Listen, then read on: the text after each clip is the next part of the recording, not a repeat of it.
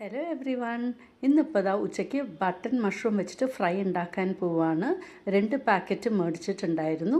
അപ്പോൾ ഞാൻ വിചാരിച്ചു ഇതുണ്ടാക്കുമ്പോൾ കാണിച്ചു തരാം. അപ്പോൾ വൃത്തിയിൽ ഇങ്ങനെ ചെറുതായിട്ട് കട്ട് ചെയ്തെടുത്തു. പിന്നെ അതാ നമുക്ക് സവാള, പച്ചമുളക്, കരിവേപ്പില, വെളിച്ചെണ്ണ ചൂടാക്കിയിട്ട് വഴറ്റുകയാണ്. വെളിച്ചെണ്ണ തന്നെ വേണം, അതാണ് നല്ല ടേസ്റ്റ്. പിന്നെ കുറച്ച് മഞ്ഞൾപ്പൊടിയും കുറച്ച് മുളക് പൊടിയും എരിവിനനുസരിച്ചിട്ട് നന്നായിട്ട് വഴറ്റി കൊടുക്കുക.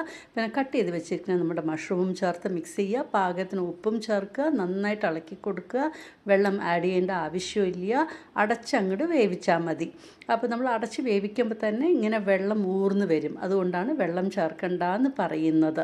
കണ്ടില്ലേ വെള്ളം വന്നിരിക്കുന്നത്? നമ്മൾ വെള്ളം ചേർത്തിട്ടില്ല, മഷ്റൂമിൽ തന്നെ വന്ന വെള്ളമാണ്.